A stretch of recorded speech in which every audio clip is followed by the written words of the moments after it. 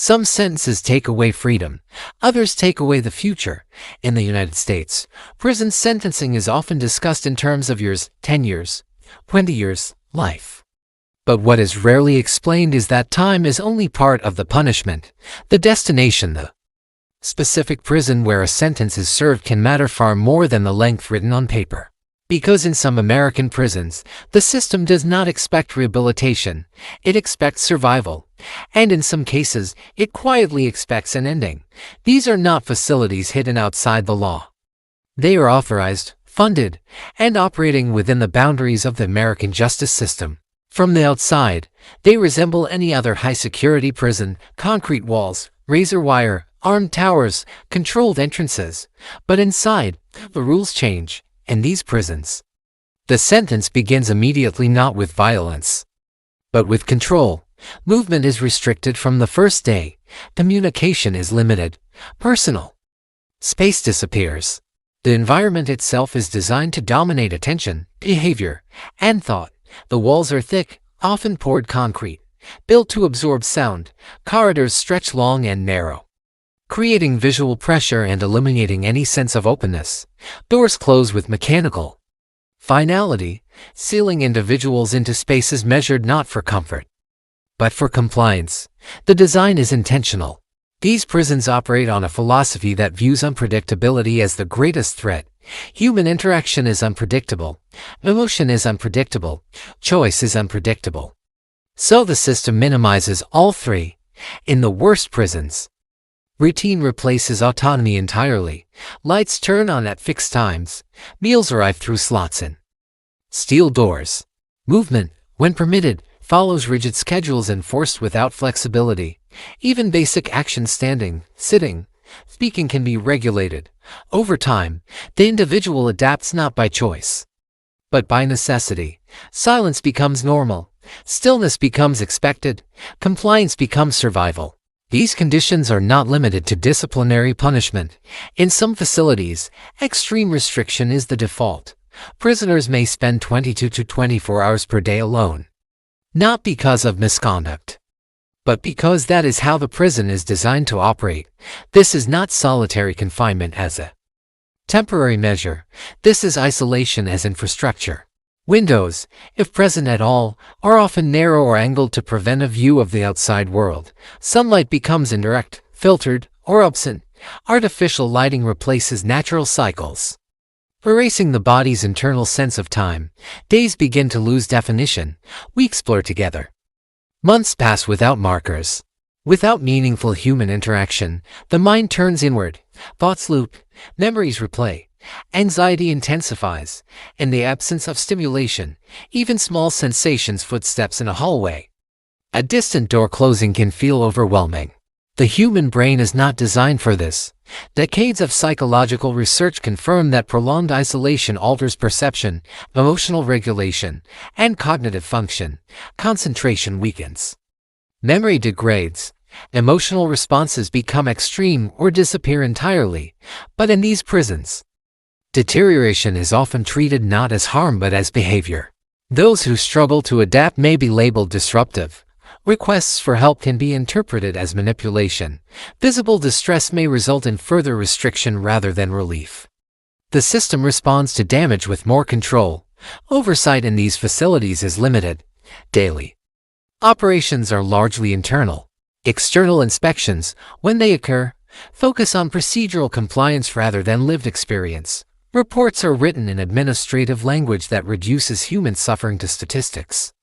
Incidents become numbers. Grievances become files.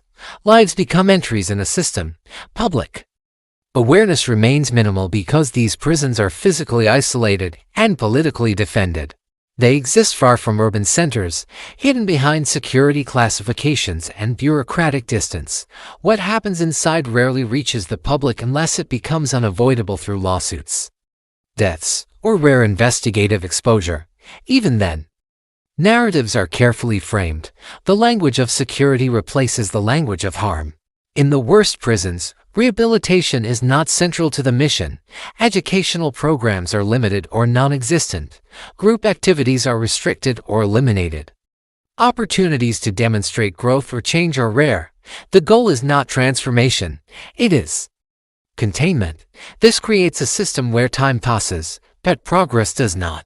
A sentence may advance toward completion on paper, while the individual remains frozen in an environment designed to suppress agency and identity. For those serving long sentences, the impact compounds year after year. For those sentenced directly into these facilities, the adjustment is immediate and severe.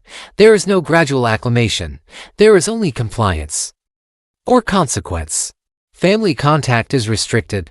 Phone calls are monitored, and brief visits, if allowed, occur through glass or digital screens.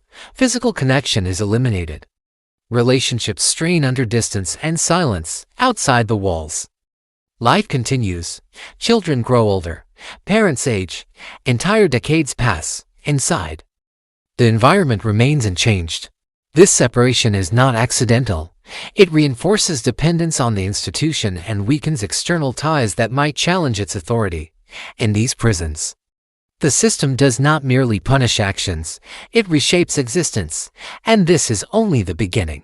Because beyond restriction and isolation lie environments where neglect, violence, and systemic failure overlap, places where survival itself becomes uncertain, and where the sentence is enforced not just by walls, but by absence of care.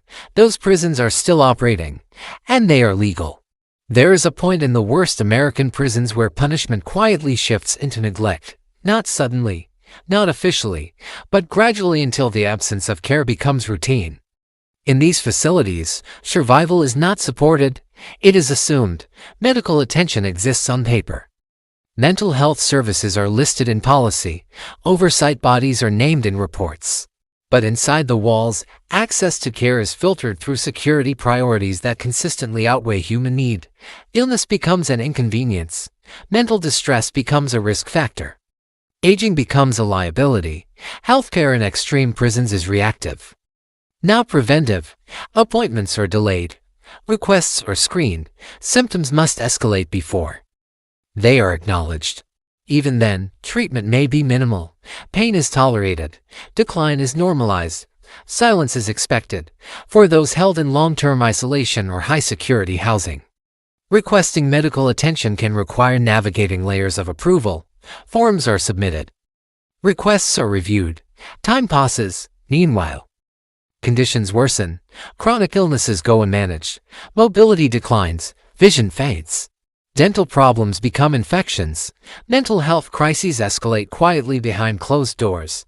The environment accelerates deterioration. Isolation amplifies every symptom. Without regular interaction, changes in behavior or health may go unnoticed. There are no peers to observe decline. Guards are trained for security, not caregiving. Their interactions are brief, functional, and often distant. A person can disappear slowly without anyone intervening. Mental health care is especially limited. Access to psychologists or psychiatrists may be infrequent. Conducted through cell doors or restraints, sessions are short, impersonal, and focused on compliance rather than healing. Medication becomes the default response. Sedation replaces therapy. Containment replaces treatment. Expressions of distress are often interpreted as manipulation or defiance. Self-harm may result in further isolation rather than support. Suicidal ideation can trigger punishment framed as protection. The system protects itself first. In these prisons, violence is both controlled and inevitable. When people are confined under extreme stress, deprived of stimulation, and denied meaningful outlets, tension accumulates. Outbursts are framed as individual failure. The environment remains unquestioned. When violence occurs, responses are swift and severe. Lockdowns follow. Restrictions increase. Movement is further reduced. The entire population absorbs the consequences. Collective punishment becomes policy. This reinforces a culture where silence feels safer than reporting. Complaints carry risk. Grievances move slowly and often disappear into administrative processes that rarely result in change. Accountability diffuses. External oversight exists, but its reach is limited. Inspections are scheduled. Facilities prepare. Conditions temporarily improve. Reports focus on compliance metrics rather than lived reality. Once oversight leaves, Routines return. Deaths inside these prisons are handled clinically. Cause of death is recorded. Notifications are sent. Investigations, if conducted, focus narrowly on procedure. Rarely is the environment questioned. Suicides are framed as personal tragedy rather than systemic failure. Medical neglect is framed as resource limitation. Violence is framed as unavoidable. The institution continues operating. For those serving life sentences or decades-long terms, aging inside these facilities becomes its own sentence. Bodies slow down, but the environment does not adapt. Cells remain hard. Schedules remain rigid. Care remains minimal. Requests for accommodation are often denied on security grounds. Assistive devices are restricted. Transfers to lower security or medical facilities are rare. Compassionate release exists in theory. In practice, it is exceptional. Dying prisoners are frequently kept inside until the end, monitored but isolated. The final moments occur under surveillance rather than comfort. Death becomes administrative. Closure. Families receive notice after the fact. Questions go unanswered. Grief has no resolution. The impact extends outward. Communities absorb the absence of parents, siblings, and partners. Children grow up with distance and uncertainty. Generational trauma forms quietly. These prisons are not hidden because they are illegal. They are hidden because they are tolerated. They persist because responsibility is divided among agencies, departments, and policies until no single actor appears accountable. Each layer defers to another, and so, neglect becomes normalized. This chapter reveals a system where punishment no longer requires active harm, it requires only indifference sustained over time. But beyond neglect lies something even more final. Because there are prisons where the system does not just fail to care, it no longer expects survival. There is a final category of American prisons where punishment reaches its most extreme form. These are places where the system no longer speaks in terms of rehabilitation, care, or return. The language shifts quietly. Risk becomes permanent. Time becomes irrelevant. Survival becomes incidental. In these prisons, the sentence is not about correction. It is about endurance until an ending arrives by release, by execution, or by death inside the walls. At the center of this reality are long-term solitary units, death row facilities, and specialized housing where individuals are kept apart from society for years or decades at a time. Though each serves a different legal purpose, they share a common structure: isolation, control, and uncertainty. Death row is often portrayed as a brief passage between sentencing and execution. In reality, it is one of the longest-lasting punishments in the American system. People live there for decades. Cells are smaller than standard housing. Contact with others is minimal. Movement is tightly controlled. Recreation occurs alone, often in enclosed concrete yards where the sky is visible but unreachable. Time behaves differently. Execution dates are scheduled, delayed, overturned, and reinstated. Appeals move slowly through courts. Legal outcomes remain uncertain. Hope rises and collapses repeatedly. This uncertainty is not neutral. Psychologists describe death row confinement as a form of chronic psychological stress unlike any other. The mind is forced to prepare for death again and again, without resolution. Anticipation becomes a constant state. Some prisoners withdraw completely. Others develop severe anxiety and paranoia. Many experience cognitive decline. The body survives while the person disappears. Beyond death row are permanent isolation units where release is technically possible, but functionally rare. Placement is justified through classification systems that label individuals as high-risk, disruptive, or dangerous. Once assigned, removal is difficult. Reviews are infrequent and opaque. Criteria for progression are unclear. Behavioral expectations may be influenced by the very psychological deterioration caused by isolation. The system creates instability, then punishes it. In these units, people may go years without physical contact. Conversations are limited to commands. Medical care occurs through doors or restraints. Legal consultations happen behind glass. Without social feedback, identity erodes. People lose track of how they appear to others. Emotional expression flattens or intensifies unpredictably. Speech patterns change. Thought processes slow, fragment, or loop endlessly.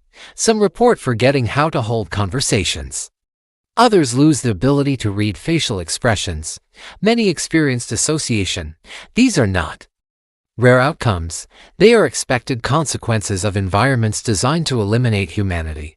What makes these prisons especially severe is the lack of meaningful oversight. Internal reviews are conducted by the same agencies responsible for daily operations. External inspections are scheduled in advance.